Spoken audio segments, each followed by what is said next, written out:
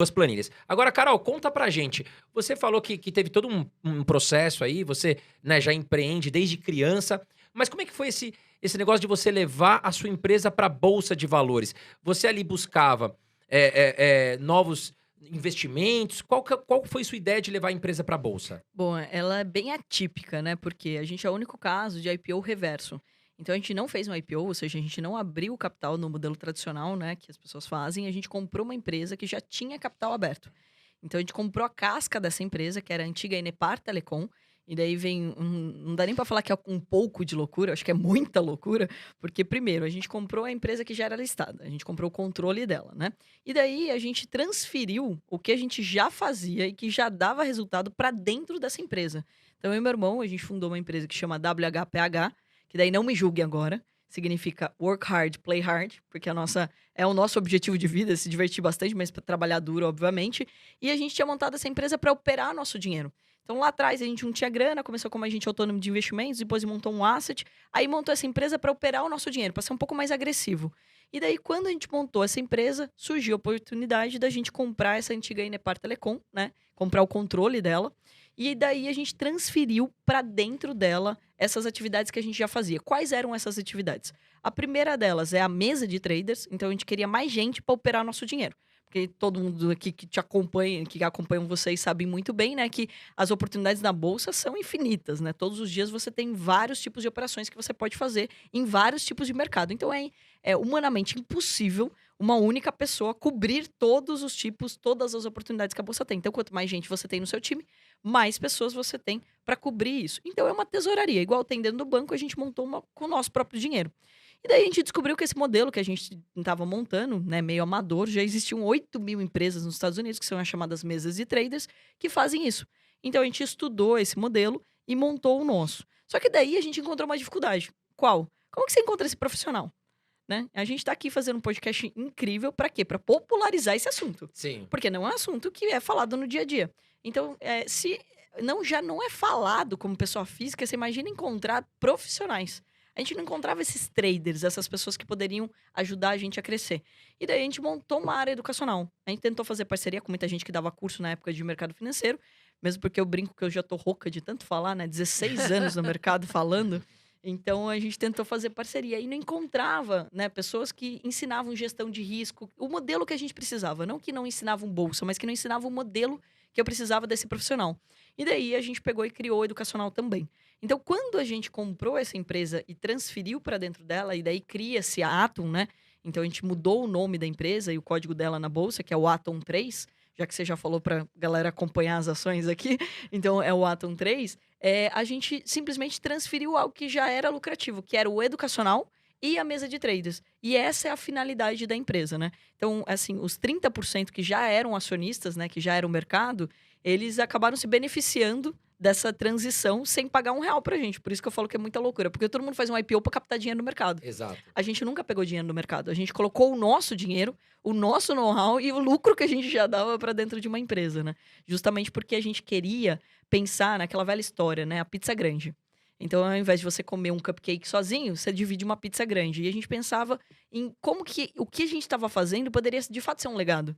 Porque quando você tem capital aberto, eu acho que é importante a gente reforçar isso aqui, você é auditado, fiscalizado, você criou um profissionalismo, é o nível hard, né? O alto nível de profissionalismo da tua empresa. Por quê? Porque de fato ela vai continuar existindo depois da sua existência. Então, Sim. uma empresa de capital aberto, ela não vai fechar quando o fundador dele morrer, né? Então, ela vai continuar existindo. Então, existe todo um processo para que realmente exista essa auditoria, essa fiscalização. E era o que a gente queria. A gente queria que o que a gente estava construindo fosse maior do que a nossa existência. E daí faz todo sentido você ter capital aberto. Legal. Sabe uma coisa que eu queria. Assim, eu e o André, a gente escuta muito e recebe muitas perguntas sobre day trade. E a Carol, a sua empresa fala, né? E você fala muito sobre day trade. Eu queria que você comentasse sobre esse mundo day trade.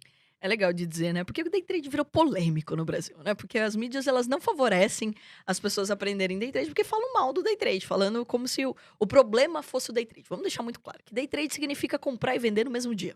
né? E o mais rápido possível, de preferência, porque ninguém quer ficar sofrendo lá com a volatilidade do mercado. Acho que primeiro é importante da gente reforçar isso aqui. Mas o que acontece, né? Muita gente acaba entrando no day trade do jeito errado, então é importante também da gente dizer, porque as pessoas não estudam e daí elas entram no mercado financeiro como kamikaze, né? Como se estivesse num cassino. Eu vou comprar, vou vender? Não, mas eu vi o fulaninho, nossa, eu vi lá nos stories da Carol, ela ganhou 5 mil reais em 2 minutos operando, então eu vou fazer isso também, porque deve ser fácil. E daí as pessoas não estudam do jeito certo, né? Então acho que o primeiro ponto de dizer que todas essas notícias que acabam saindo sobre esse mercado, elas não deixam muito claro que quem estudou de verdade. Quem de fato. Porque como não tem você não tem uma prova para ser um day trader. Você não precisa passar, tirar uma certificação nem nada. Você abre uma conta numa corretora, coloca dinheiro e você começa a operar. Então você não tem como avaliar o conhecimento que essas pessoas têm. Então acho que é legal de dizer isso. E muita gente até às vezes confunde, fala: "Nossa, Carol só fala de day trade". Não é isso. É porque eu contrato gente para operar day trade do meu dinheiro. Sim. Então a pessoa que eu contrato, ela não pode montar posição. Ela é iniciante, ela não vai montar posição. E para montar uma posição de longo prazo, vamos lá. Você não fica mexendo na tua carteira o tempo todo, né? Não. Você vai lá, tipo senão compra, você vende? fica- Não. Você fica louco também, fica o dia inteiro no home broker, você não faz nada, não estuda, não trabalha, não faz nada. Então, e não é nem essa questão, é a questão que não, se você tem um investimento de longo prazo, vamos pensar que é para tua aposentadoria, você tá focado em dividendos. Não tem nenhuma lógica você ficar comprando e vendendo várias vezes. A compra e a venda pro day trade é para surfar essa alta e baixa que acontece todos os dias. Então, é importante, né, da gente destacar aqui que para eu ter um time, eu não preciso de um monte de gente para fazer investimento de longo prazo. Eu consigo ter poucas pessoas olhando essas carteiras e montando a carteira. E agora, no day trade, não. Eu preciso de muito mais gente, porque as oportunidades são inúmeras. E todos os dias acontecem. Então, por Sim. exemplo, se eu tô aqui gravando com vocês, eu não tô operando, certo? E se eu não tô operando, o meu dinheiro poderia estar rendendo mais. Então, por isso, eu contrato pessoas para ficarem olhando essas oportunidades que eu não tô vendo naquele momento, ou que alguém do meu time e tudo mais. E daí, o que a gente fez? A gente criou justamente toda uma didática para que as pessoas pudessem aprender a operar o day trade, para operar com o nosso dinheiro, sem risco para elas. Então, quando a gente fala bastante sobre esse assunto, não é porque o mercado financeiro é só day trade. Não, ele é a pontinha do iceberg. Na verdade, na minha opinião, é o mais fácil de explicar.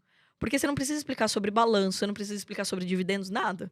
Você vai explicar basicamente, ó, compra barato e vende mais caro. Vende caro e compra barato. Isso é day trade. Então é fácil de você explicar a dinâmica do mercado, começando pela porta do day trade. Só que depois que você explica o day trade, você vai explicar o position trade, o swing trade, todas as possibilidades que as pessoas têm de surfar o mercado financeiro, né? Então, só ressaltando, o day trade, ele faz parte da minha vida desde que eu entrei no mercado financeiro, inclusive porque eu e meu irmão sempre fomos sócios, e daí eu brinco, né? Manda quem pode e obedece quem tem juízo. Eu sou a mais nova. Então, Opa, aí me ferrou. Tá vendo? É isso aí mesmo, Carol. Manda quem pode. Eu sou mais velho, então eu que mando. Agora, Carol. mas brincadeiras à parte, desculpa se eu te interromper. É que eu levantava o tempo todo pra atender cliente, porque o meu irmão não gostava muito de conversar e a gente era agente autônomo. Então o day trade entrou na minha vida até porque, assim, você monta uma posição, você fica nervoso, você tá conversando aqui com a pessoa, mas você tá preocupado quanto que tá a oscilação. Agora, no day trade não, você zera.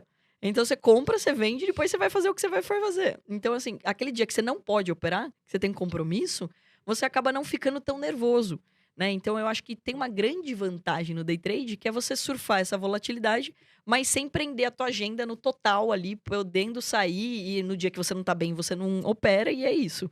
Basicamente, é um jeito de você ter uma renda extra que pode virar sua renda principal desde que você se dedique para isso. Agora,